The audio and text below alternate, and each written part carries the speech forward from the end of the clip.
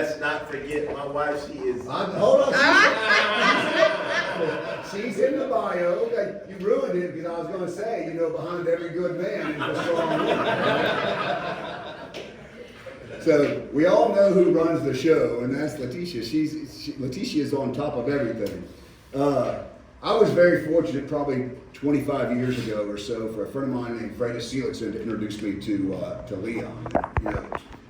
What you want from a good friend is to introduce you to absolutely amazing people, and Leon is one of those amazing people. With he and his wife have City Kid Adventures, and they get a group of kids like this, and they expose them to everything outside of what their original climate is, right? They're taking them out of the city, teaching them about history, teaching them about hunting, teaching them about advocacy, teaching them how to stand up tall, big handshakes.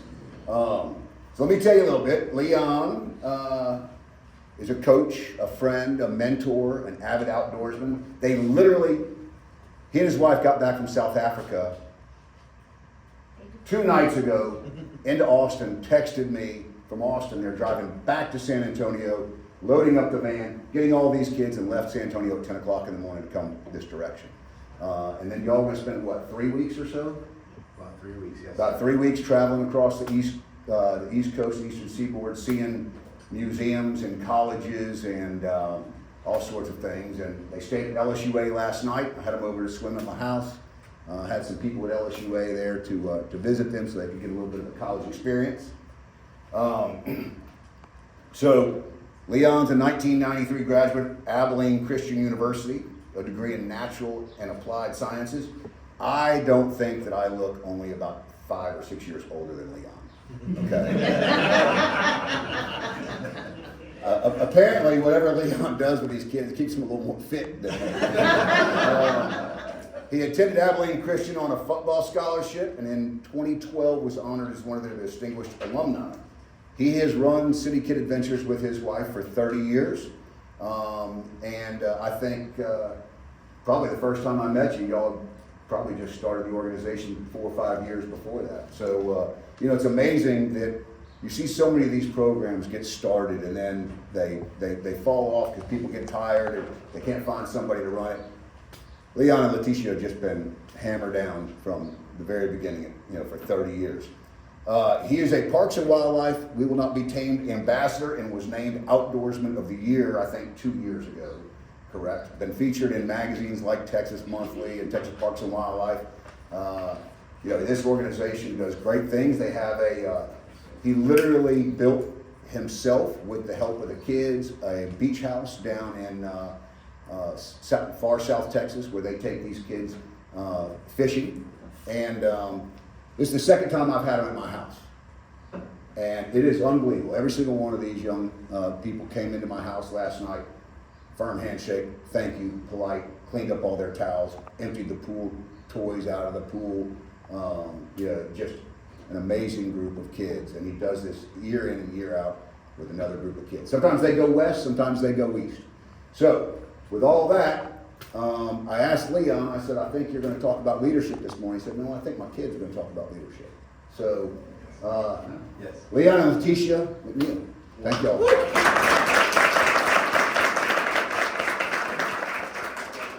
Thank you guys for having us and giving us a little bit of your time. And my wife and I, when Lawrence originally talked to us about this, the thought process was, that's great and fine, have a public display of understanding.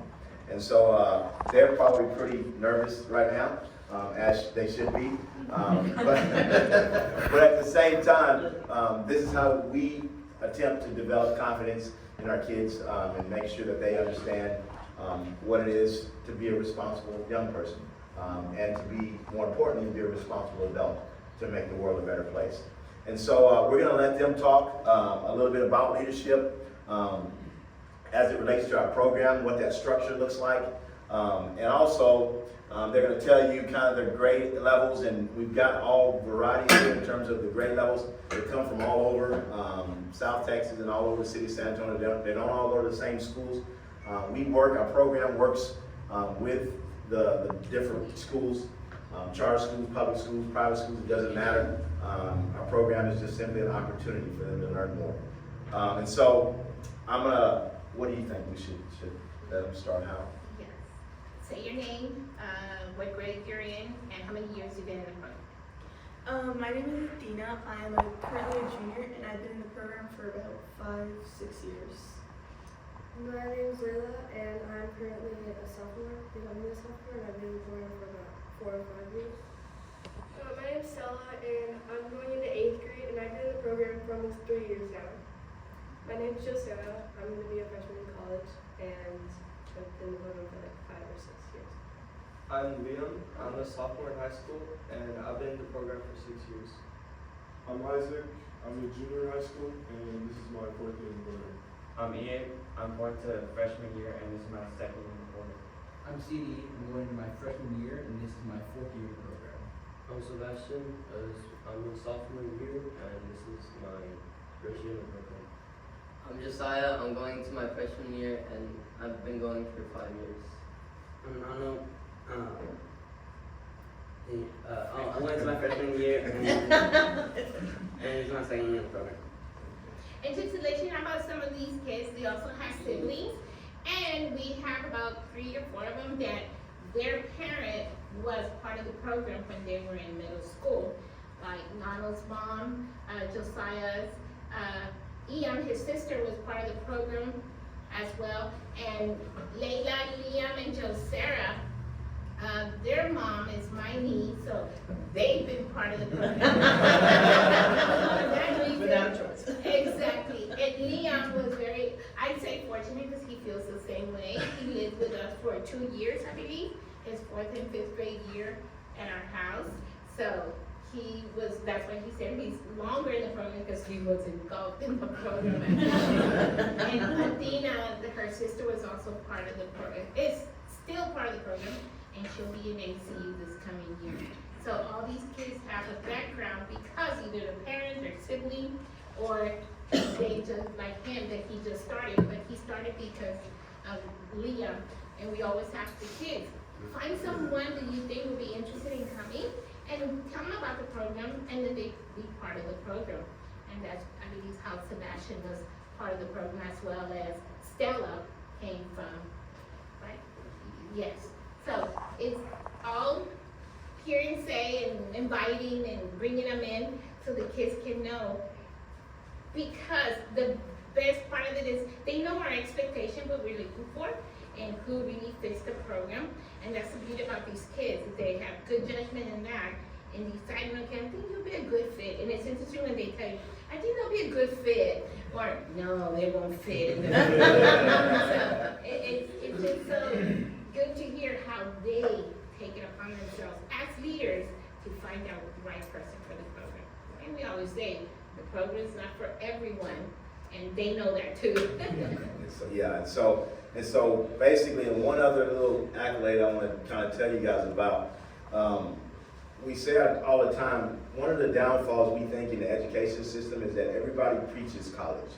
Everybody tells them that they have to go to college. And so when they get locked in and they start to think about it and they really find out, you know what, that's not necessarily an interest of mine, then they feel like they only have one track. We don't necessarily preach that, although a lot of our kids go on to college.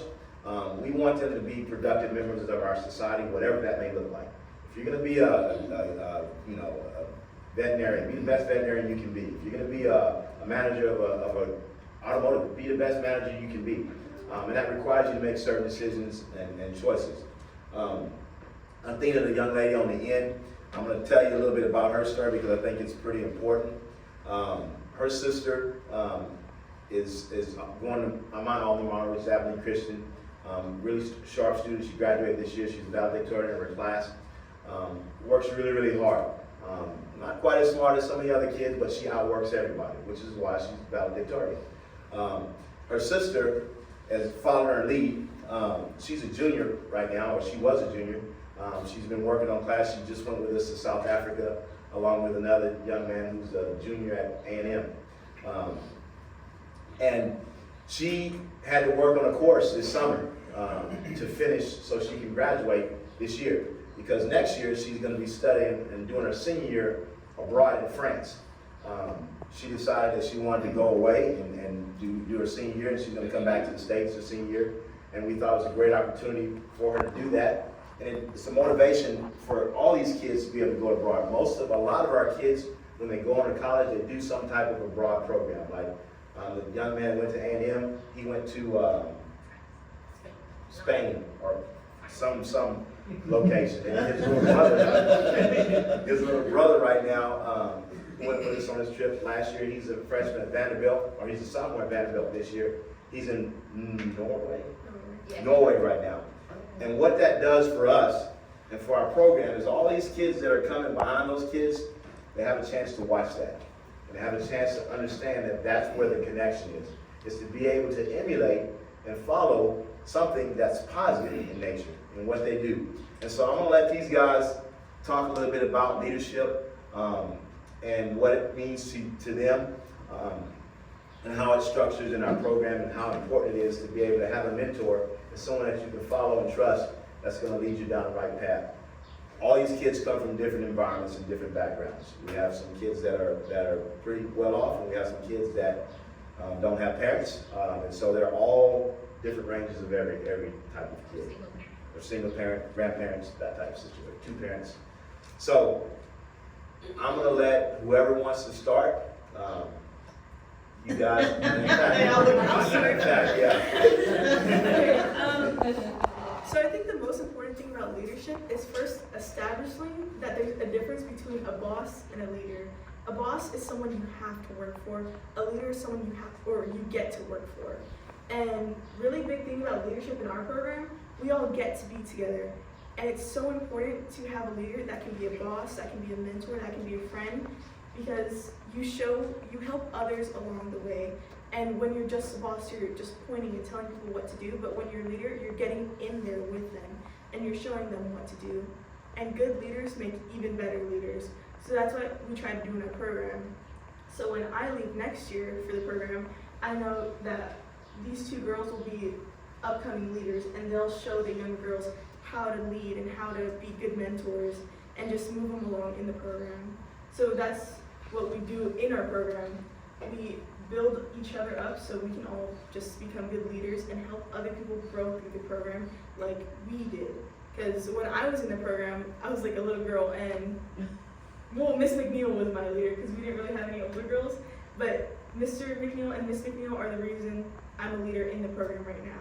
So what we try to do is show them how to lead as well. And I'm gonna throw you in there, Stella, because you are the youngest one right now. And she is thrusted in the role because typically speaking, in order to travel in the summer tour with us, you have to be going into high school. But every now and then we find a kid, we see a kid that we think has potential, and we thrust him in that situation. Adrian, the kid's at Vanderbilt, he was that one kid as well. He started traveling when he was in the 7th grade, going into his 7th grade year. And so we put a lot of pressure on those kids because there's a high expectation. So I'm gonna let Stella talk to you a little bit about that. I don't know what to say, I didn't know I was gonna talk. I'm gonna help you. I'm gonna help you a little bit, I'm gonna prompt you. Okay, what was the hardest part about your role trying to step into your new role as a leader now that you're older, a little older? Well, me and the older girls, we have a really big age gap. So I joined the program, and I never really thought right away I was going to be an older girl.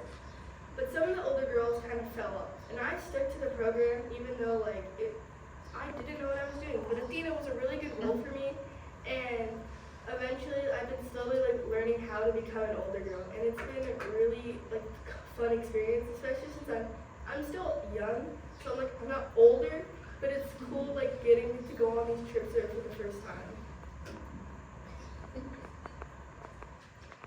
Boys.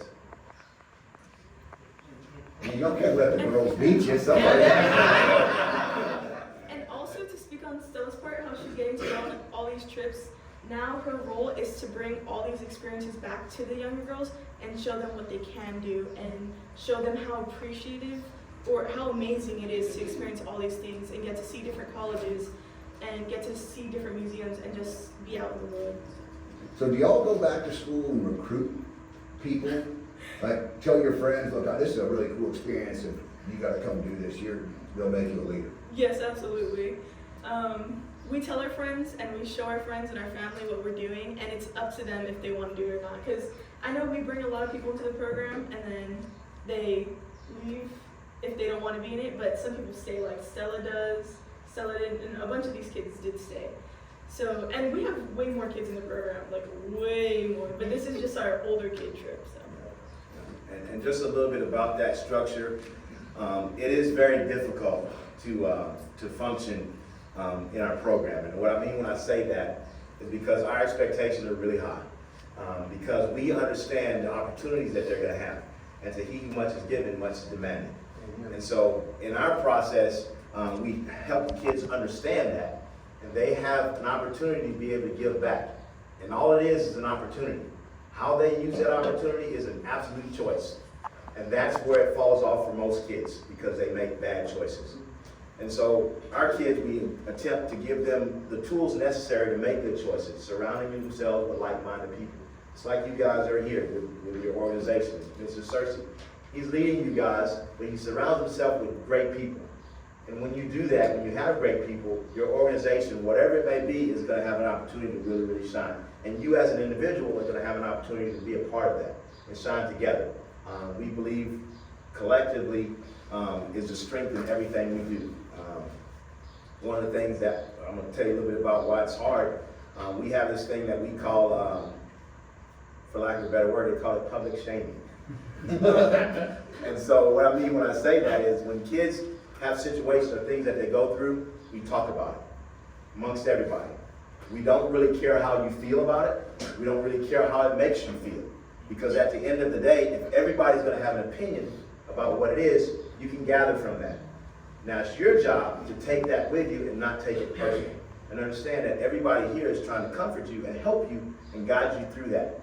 Nowadays, there are a lot of kids that have a very difficult time dealing with that because they call it, bullying. They put all these fancy names on it. But ultimately, all it is you're trying to help. And everybody here knows that we care about each other.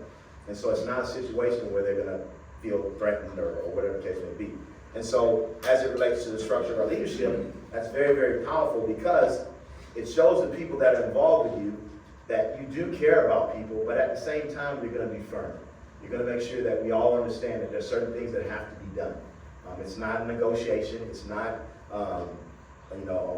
like you say, a have to. I want to, because again, it starts as a have to, but then you find out that you want to be able to do that. And so I'm going to let one of the boys and kind of speak a little bit about your experiences as a boy in the program, being a leader, and I'm probably going to say any, many, miny, Liam. Okay, so with my experience being a leader in the program, one thing I really liked is that I had really good leaders on my way growing up.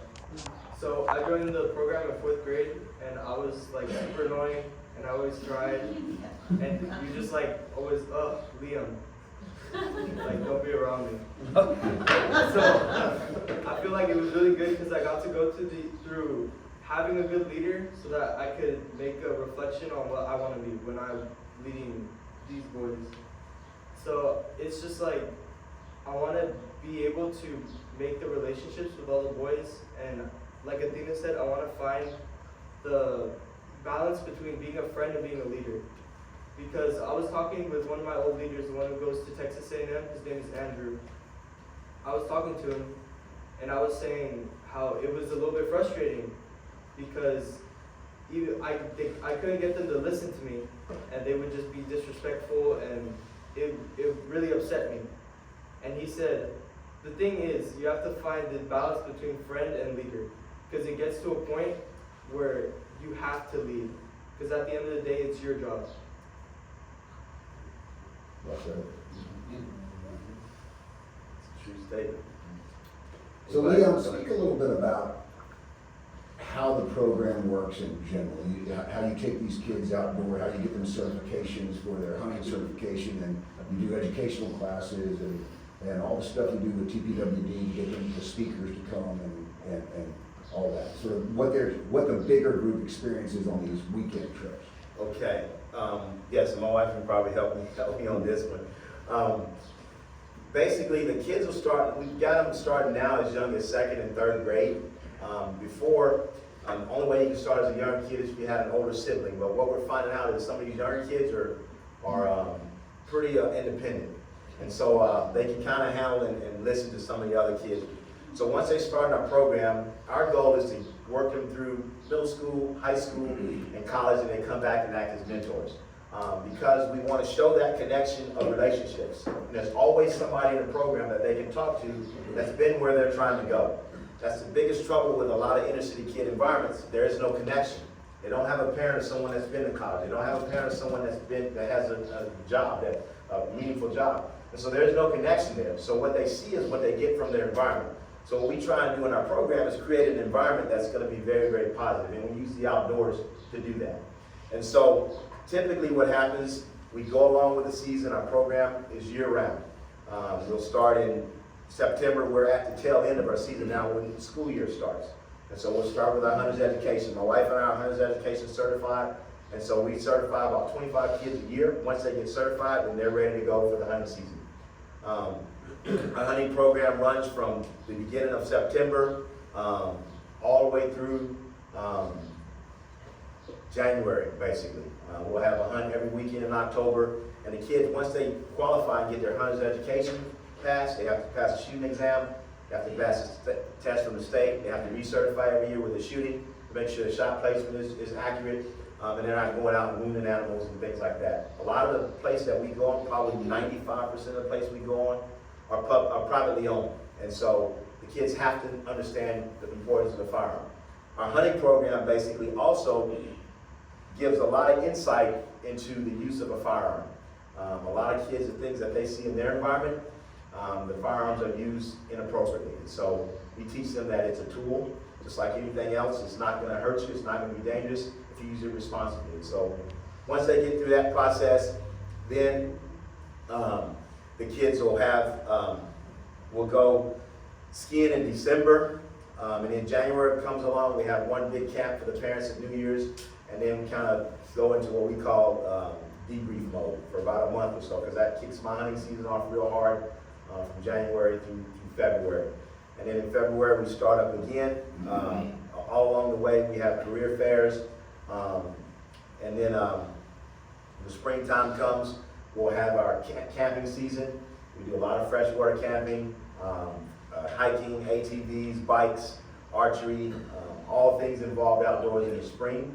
And then once the summer comes, at the beginning of the school in September, we'll select a group of kids to travel on this tour. We call it a summer tour. And we select those kids at the beginning of the school year. They have certain things criteria that they have to meet along the way in order to qualify to get here. We actually had one that dropped off that should have been here, but couldn't do what they needed to do, so they can't go. And then once the summer comes, once this trip is over with, then we start our summer program, which we'll get back in town somewhere around the 4th or 5th of July. And that's when we'll have our summer camps. Every weekend we have a place down in South Padre, and it's kind of right there on the water. We'll do offshore fishing, we'll do kayaking, we'll fish from the dock, we'll do swimming, they'll do bikes, they'll cook, they'll clean. They'll do all the things that are impossible with typically a summer camp experience. The reason why we started that is because we realized that there's a segment of kids that go to summer camps all the time. And our kids don't know anything about a summer camp. So we decided to create a place where they can have a summer camp, which really didn't cost anything. But it's a little different because our high school kids, they'll come down there and they'll work. One of our sponsors has several restaurants down there, so it gives our older high school kids an opportunity once they get old enough to start working. So they come down for the summer, they stay in our camps, and they work, earn a little bit of money at night, and then they come back during the day and still act as mentors and help our younger kids and do all the activities that they need to do, and then they shut it down and go to work.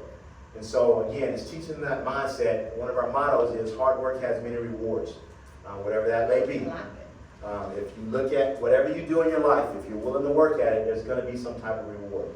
It may not be something you understand right now, but eventually there'll be a reward for it.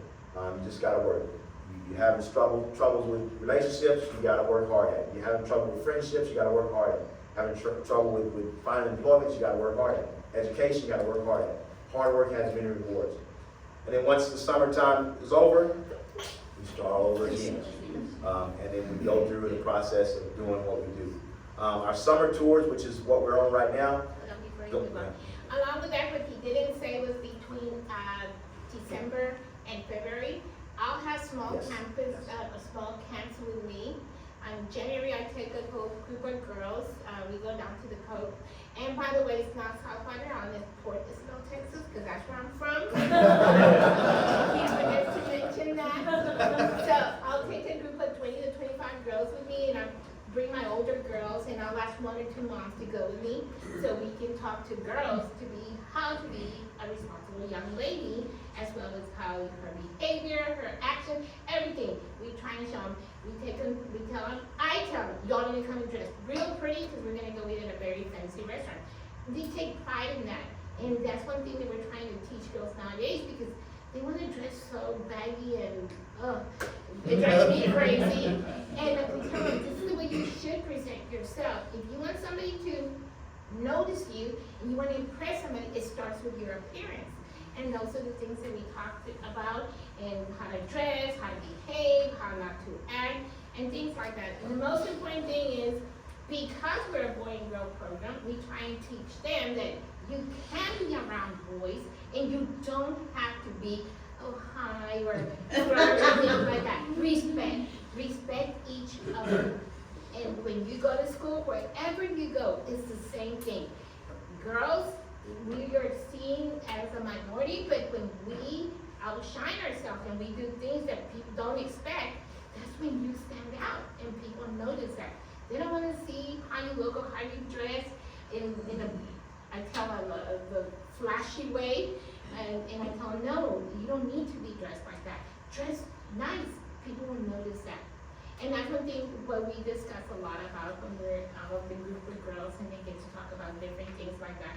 Once I start hearing about this boy, I say, no, that's not what we're here for. We're away from that. And that's one thing I do. At home in December, some of the boys come over and we'll do some cleaning or inventory or fixing stuff or doing like 4-wheelers. They love riding 4-wheelers. Okay, y'all get to work, go ahead and ride 4-wheelers.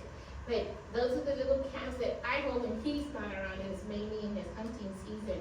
So it's fun because it also, they get to see the motherly side of it. And that's one thing when I'm with the boys, I try to teach them how to respect a girl. And I talk to them, well, you shouldn't be treating girls like that, that's not the way you should see girls, and things like that. I do both roles because he's pretty bad at it. He had a girl, So, Leticia, talk a little about what you were talking about last night about at the end of the day, the reflections. Yes. Where y'all sit down and have your meal, and you say a prayer before the meal, and then tell me a little bit about the Yes. reflection.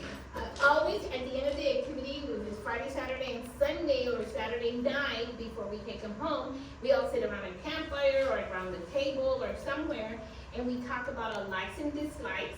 We talk about what you learned, and we want them to apply what they learned into their real life, into wherever they go to school, whatever. And that helps a lot of them because we're trying to build their communication skills, because some are working at it, and some of them are very shy and timid about it, speaking up in front of people or even their own peers. And that's one thing we try to teach them, that in order for you to be heard, you need to learn how to communicate. And that's one thing that they're working. That's why a lot of them will stand up and just talk. Right now, I don't understand why. But then you're adults, and of course, kids talking to adults are like, are they gonna listen to me? But they do. And that's one thing that is very important for us to learn, for them to learn how to communicate with others. So give them an example of likes and dislikes and what you learned, what that would look like. Not you, Athena.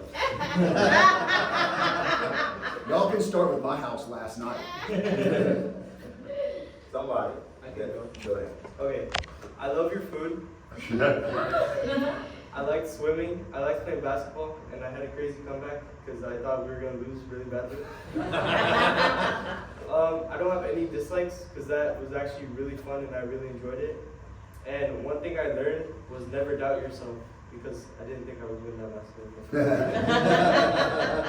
And that's typically what it looked like, and it depends a lot of times on the activity that we're engaging in. A lot of places we go are really, really remote. They get a chance to get in touch with themselves and get put in some pretty hairy situations and they can reflect on it. So it's good. About our summer tours, I give you a little bit of background about that.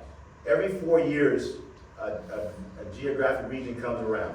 This year, we call it a city tour, and we go east. But once the kids start traveling with us on our summer tours, every year until they graduate, they have a chance to come back and travel with us again. And the reason why we set it up like that is so when they get ready to graduate and go off to college, most of these kids, probably 99% of these kids are going to be college bound. That's kind of one of our criteria that we look for because we know that they're going to have a lot of experiences.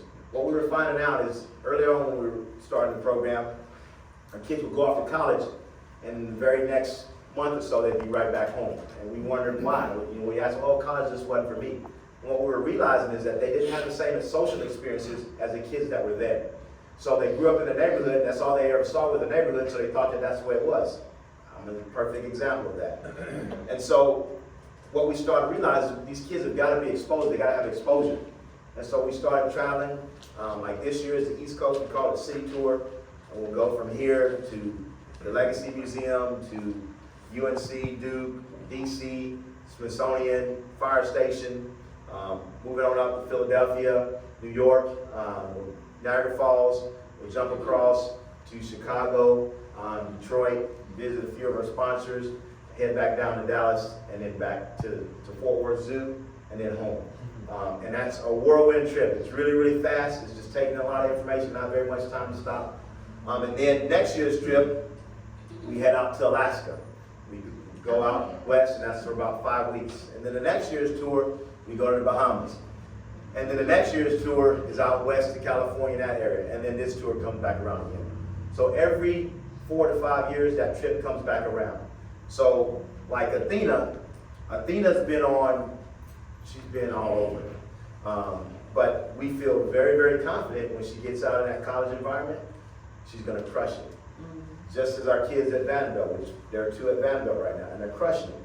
And it's important for that to happen because they can go back to their communities and see the kids in those communities and motivate those kids and inspire them because they still go back to their communities all the time. And what people think is, well, they get out of those communities and never go back. And no, they do go back. When they go back and they visit, they may not live there, but they're an example for that kid that's in that community. And that's the biggest trouble with a lot of these kids. You ask these kids if they have an example, somebody had an example in your community that you could say, yeah, that's the guy I want to follow. Raise your hand if you saw that guy in your community.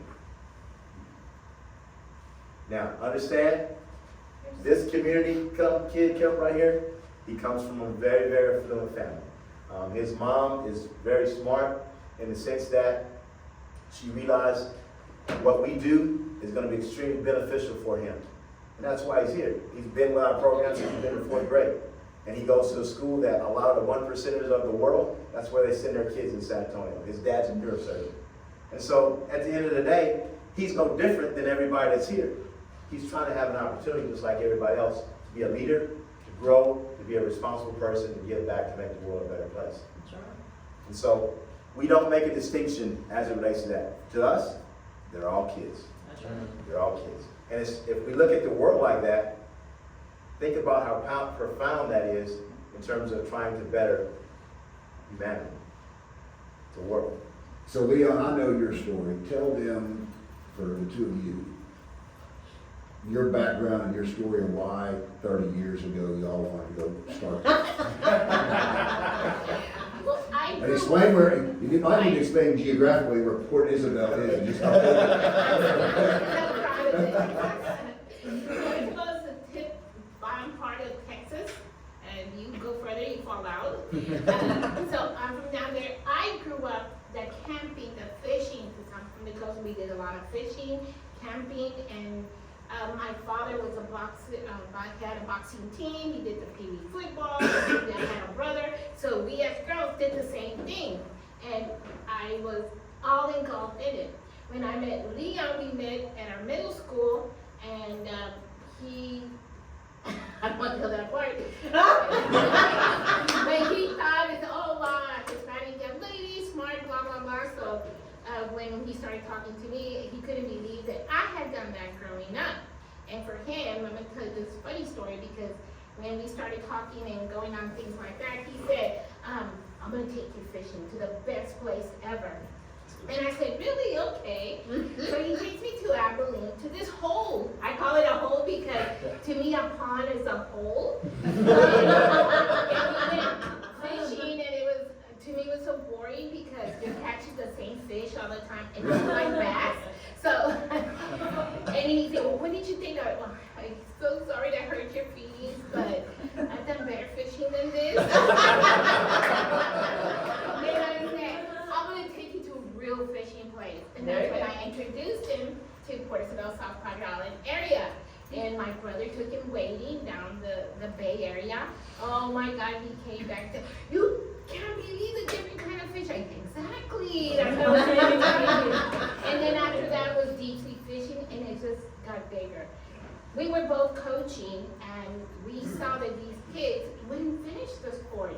And it was like, why are they not finishing? Well, they're involved in drugs, or they're involved in gangs, or they're having to take care of their younger siblings and things like that. And the first year was so hard for us. The second year we said, okay, whoever finishes the 4 sports, 3 out of 4 sports, at the end of it, we'll take you camping on the beach. And they went, what? You're gonna take us camping? And teachers thought that we were crazy because we're taking teenagers camping on the beach. And Lord and behold, at the end of the year, the behavior started changing a little bit. They finished the sport, and we ended up with 60-some kids. Okay, we said something, we gotta follow through. And we did. And so when we took them, the eyes of these kids when they were out there was unbelievable. Why we have an ocean, they call it an ocean, which is not an ocean. And we started explaining from there. And when we came back the following year, the number grew, and it grew. So that was our need in that school, and why we felt that it was important to continue doing what we were doing. We did start the hunting season, and kids, because of the gun issue. And what we found out is that when we just started with the middle school, and we were finding out when these kids went off to high school, they wanted to come back. Yeah. We're like, okay, that's great. You're in high school now. You're a big kid. And we started to realize that, yeah, it was the relationships that they created and the connection that they had that made them feel like they belonged.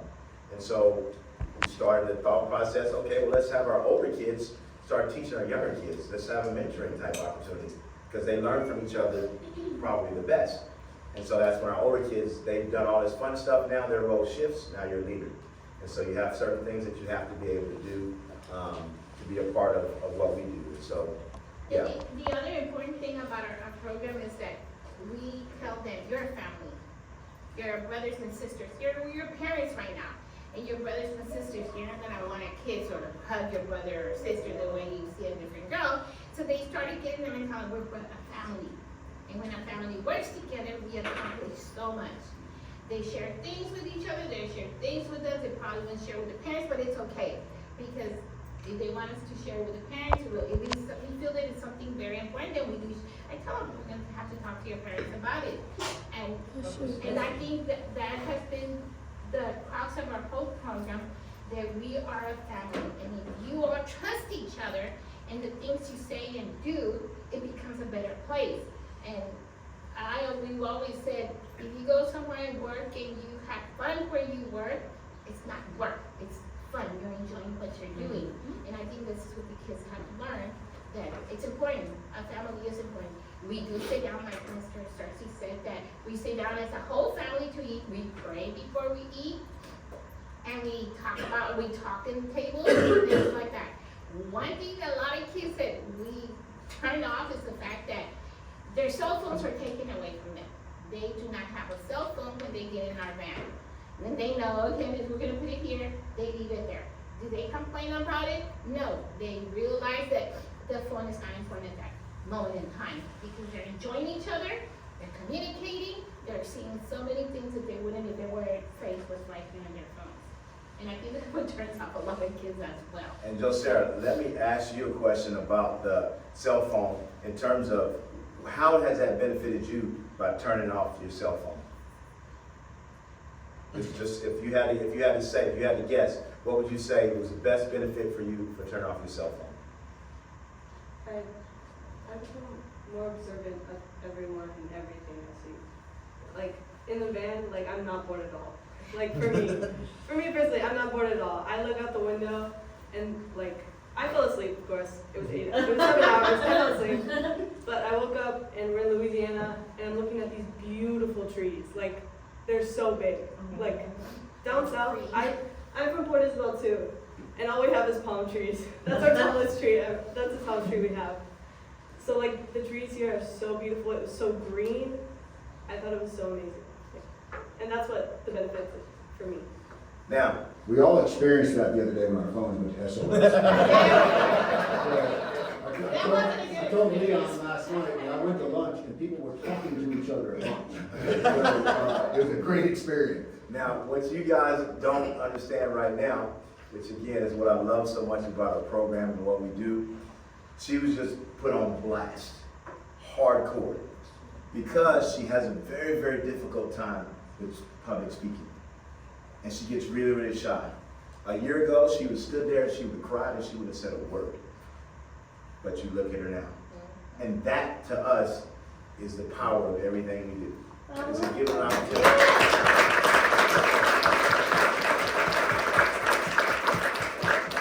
So I'm proud of you, Sarah. I knew you were kind of worried about you. And so, but yes. And so that's what we do. And oftentimes, we know that she's going to be better off for it in the end. Is it a little uncomfortable from time to time? Yes, it is. But at the end of the day, you can get back up on the horse and keep going. And so that's... Uncomfortable. How does it go? Be Become uncomfortable. comfortable. If you can learn how to become comfortable with the uncomfortable, everything is comfortable. It doesn't matter. So they're gonna go do a tour of LSUA, but we've got a little bit of time left. Questions? Yes. You guys have anything to ask? They would love that. Well, first of all, thank y'all for being here. I appreciate it. It's inspiring, and I know it's not easy to get out in front of a group of your peers, let alone a bunch of strangers. Talk a little bit so much about what y'all and Leon and Leticia are talking about has to do with accountability. Talk about chemistry a little bit. When you talk about the selection process to the program, can y'all talk about what role you all play in that, and how do you communicate regarding the chemistry of the group back to Leon and Leticia and amongst each other? First, I'm gonna speak on the accountability part. We keep each other accountable so much. If we miss a weekend or we start kind of moving away from the program, we tell each other, you need to get your act right. You need to start coming. You need to get your grades right. And if any of us fall into some bad stuff outside of the program, we're like, hey, what are you doing? What's wrong with you? No, that's not okay. We have priorities, and you need to get yours straight. And with the connection or chemistry of the group, when the selection process for these trips, everyone's allowed into the program, but on these specific trips, there has to be a good chemistry in the group, or else we're going to be fighting the entire trip, or we're going to be causing problems, and it will just make the whole trip miserable. So the McNeils have to see that we can all be compatible together as a whole group. And they'll also ask us, what do you think about this person? And we'll be like, or, oh yeah, they're great. Yeah, so it's a huge process that the McNeils have to go through, and also they ask for input as well. So I feel like one big thing about the selection process is that that's just something the program takes care of. Its nature is that you have to be able to thrive, and if you can't, then you fall out. And that's what many people have done. Being here from an early age, I've seen so many people drop out, especially when they were looking really good in the program.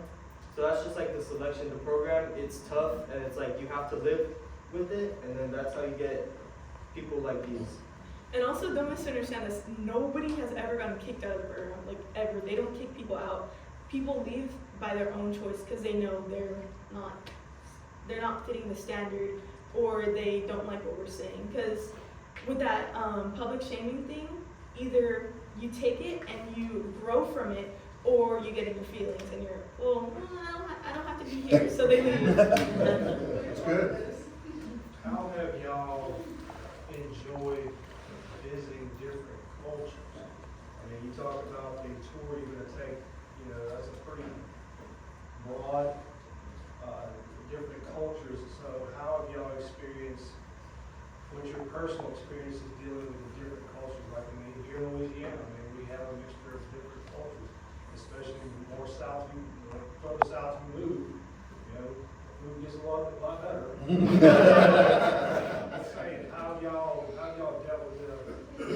know So- where you're from, because you have people who literally never left where they grew up. So getting out of that comfort zone, how is that related to y'all? I'm gonna say this real quick, because Letitia came to my house, this, probably the last 5 years, it was 5 years ago before they came, she goes, you didn't get Buddha in this time. So I did tell her the Why Not Stop, you got to go. I said the Why Not Stop's got Buddha in, y'all can go there and get it. Who wants to answer that question? What's it like in the different, seeing different cultures around the country? It's such a culture shock. The first time I left Texas, I was like, what? I was like, wow. And then we were just in Africa too, and it was like, what the heck? Like, my mind was blown. Like, I was so lost for the first like few days. They put barbecue sauce on their burgers. They eat, like, one meal we had was raw meat cut up with an egg on top, and it was like, it was springbuck, and it was just like, whoa. It Not was so, recommended. and then also you get to meet so many different personalities and so many people from different backgrounds. It shows you how to relate to so many different people. Like, there's our cook in Africa named Sam. She's from Africa, but we could relate on so many different levels. She had the same morals, same values, but different experiences. So it's just like, you get to take in so much.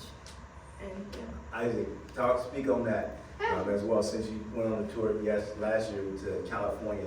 Speak about how different it is over there versus things you saw. Speak on that as well. So, on my summer trip last year, I just learned that everywhere is a different experience. California versus here, you have to keep your head on a swivel, but you have to be a lot more observant of your surroundings, and if you don't take in everything, you'll miss something. It's just, for me, it goes back to building the connections. The more you learn the world around you, the more you'll be able to relate to people when you go to college or just anywhere in the world, and it just helps build for future experiences. Did you want to say something? It looked like you were about to step forward and say something. Okay, so my experiences with other cultures, I get to know the people from the very top and people from the very bottom. I can take those experiences that I've learned from and apply the good things to my life. Like, people at the very top usually work really hard, and there's people at the very bottom, they're very, I guess. Say it. You don't have to be embarrassed. Say it. Start with L. L? Lazy. Tell the truth, man. True Thursday here, go ahead, man. These are car people, we can handle it. I guess, yeah, they're pretty lazy. They're not like they're not disciplined, they're not motivated to do anything with their life. And there's some people that are really persistent and they have, like, I guess, a strong shell to be able to keep going in that type of environment. And he is, his mom was part of the program, and we are a family of 6, right? And she saw that how the program helped her back then, but now she wants her kids to be, because the youngest is 6, 7? 7, and he's coming because he wanted to come. And now the twin girls, they come also. The younger brother after him, and then him being the oldest. So they're all coming along because they see, the mom sees how it has helped him, because he was very shy too. And so that really helps them. Okay, so for me, sometimes I get really bored and sick and tired of my culture, because it's just, I've taken in so much of it that I want to go out and see new things. Because it's like, if you just keep on going through the same old thing, eventually you want more. So one thing Coach really says that I can add on to this is, you can only learn from your environment what it has to offer. So I used my environment and I took what it offered, and now I want to go and I want to get more perceptions of the world. So that's my opinion. Any other questions? So, yeah, go. So please, Leanne. y'all might have said this already, but are y'all from a lot of different areas, like different states, or? No, they're all from, well, tell them the school, y'all tell them where you go. We're all from Texas, but I go to a school in San Antonio called Castel. I go to a school in Brownsville, Texas, like right by the border, and it's called St. Joseph. I go to school in San Antonio and it's Great Hearts Monte Vista. I went to a school in Brownsville, St. Joseph. I also go to Brownsville, St. Joseph Academy. I go to a school in San Antonio called Piper High School. I The go north to, side of San Yeah, Antonio. north side. I go to Fox Tech. We got the Central Catholic in San Antonio. St. Joseph Academy, Russell. I'm going to Bragg. I'm going to Castec. Now realize, when you look at a map, Brownsville and San Antonio are a long way away from each other. All right, so these kids are making a big effort, and Leon and Leticia make a big effort. So just realize how they're recruiting these kids. And I think what is so interesting about what y'all said is, y'all are driving a culture is exactly the same kind of culture we're trying to drive. We talk a lot in orientation about we work hard and we play hard. But you don't get to play hard if you don't work hard, because there's no rewards. We have a culture of accountability, we have a culture of family, and it really does lead to us not having as much turnover in our organizations as a lot of people do. But we have a lot of people that come to work here and they don't like the accountability part of it. And I think what you said, you can be a boss, or you can be a leader and a mentor. They don't like that, and they tend to wash out. But that's sometimes they come back. They've gone somewhere else. They're like, look, this is a better opportunity.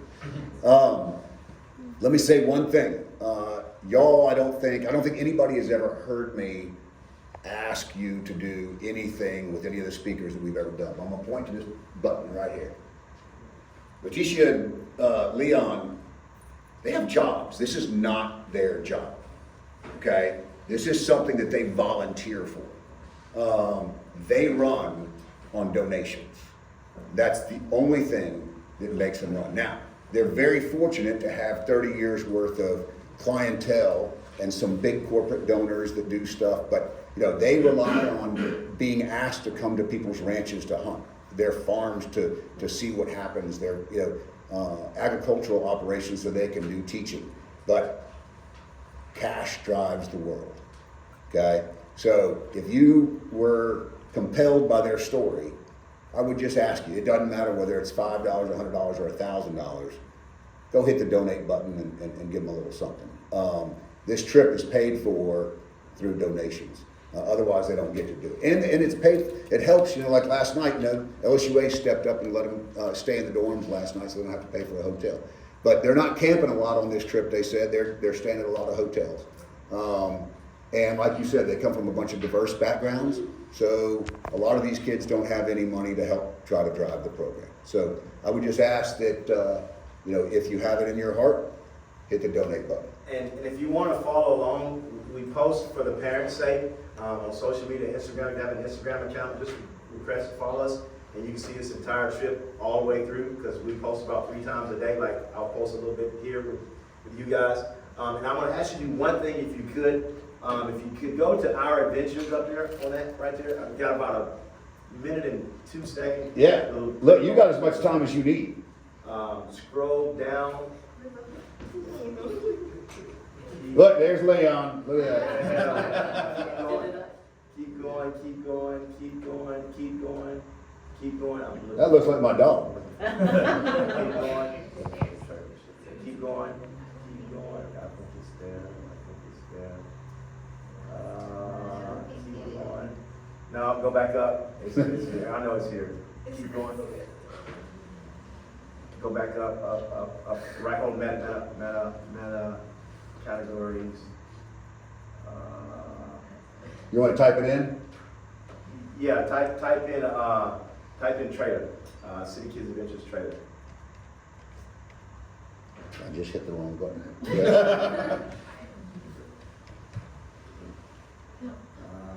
I think it's on the actual page. Go to the homepage. You think it's on the homepage? Yes. There it is, right there. Yeah. All right. This is a little, this, you'll pause that and put it on big screen.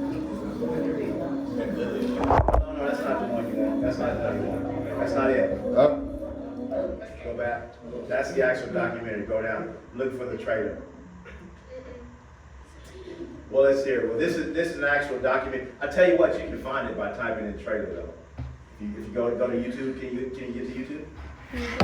I'm gonna let somebody who can draw. Somebody up there can. I'm left-handed. There. City Kid Adventures trailer.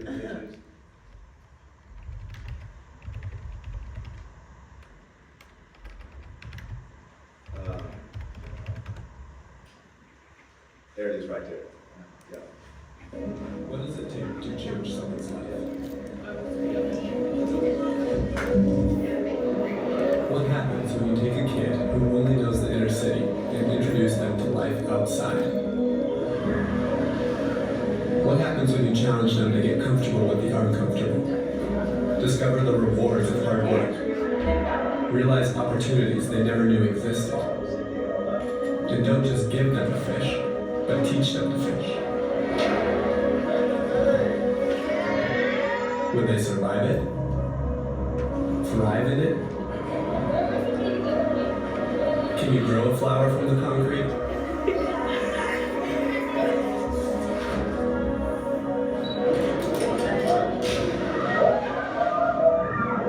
What does it take to change someone's life? Or better yet, who?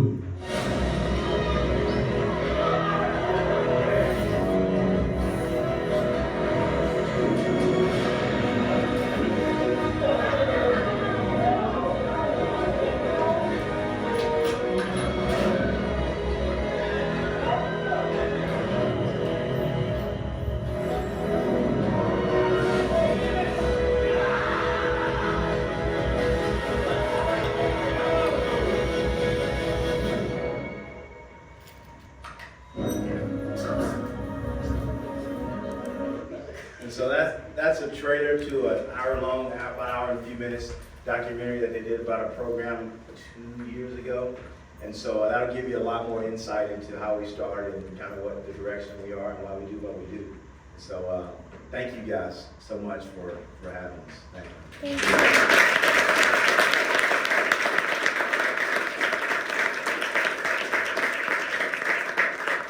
So again, they don't have a staff.